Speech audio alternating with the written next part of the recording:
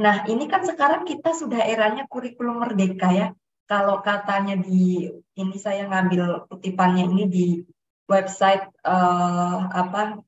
Kemendikbud gitu. Judulnya Kurikulum Merdeka Membangun Potensi Siswa Sesuai Fitrahnya. Pertanyaannya, gimana kita bisa mengembangkan potensi anak kalau kita nggak tahu bakat minatnya, kelebihan dan kekurangannya. Bukan hanya anak yang bingung, kita sebagai guru, orang tua, juga nggak tahu gitu. Kebanyakan nggak tahu bakat dan minatnya di mana gitu. Kemudian pertanyaan selanjutnya, bukankah menjadi tugas guru gitu ya, sebagai salah satu orang dewasa yang ada di sekitar anak, untuk membantu anak merdeka dalam menghadapi segala permasalahannya. Ibaratnya jangan kurikulumnya aja yang merdeka gitu ya, tapi gimana kita bisa membantu anak dalam merdeka menghadapi segala permasalahannya. Tadi di depan sebelum slide ini saya sudah memaparkan sedikit dari fenomena di dunia pendidikan yang merupakan permasalahan yang kayaknya nggak ada habisnya gitu ya. Makanya kita penting untuk mempelajari kesehatan mental gitu ya. Nah, kalau emangnya arti kesehatan mental itu sendiri apa gitu kan? Mungkin ada Bapak Ibu yang bertanya, apakah sehat secara mental itu artinya dia nggak depresi, nggak stres? Enggak ternyata. Karena orang yang nggak depresi gitu ya, belum tentu juga sehat secara mental. Kenapa?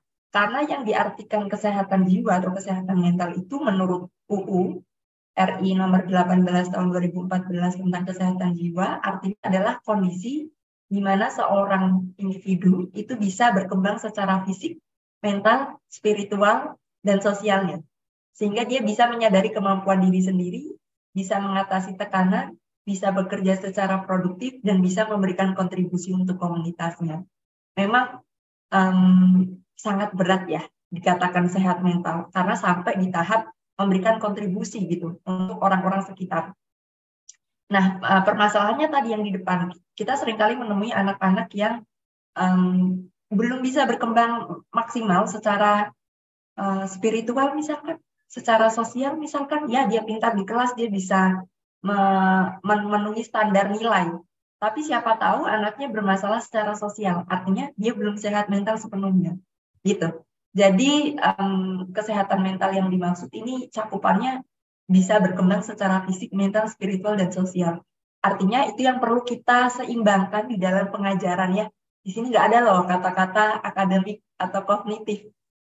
Ya, karena kesehatan mental itu yang penting dia nggak harus pintar, tapi dia tadi bisa berkembang secara fisik, mental, spiritual, kenal sama dirinya sendiri.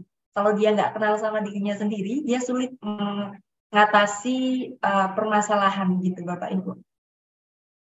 Oke, nah artinya apa? Mungkin selama ini kita lupa untuk membantu siswa lebih mengenali dirinya, karena itu tahap pertama untuk kemudian dia bisa mengelola dan mengembangkan diri. Karena nggak bisa berkembang dong, nggak bisa dikelola dong kalau kenal aja belum sama dirinya sendiri. Kan kita sering menemui siswa-siswi kita yang seperti itu ya.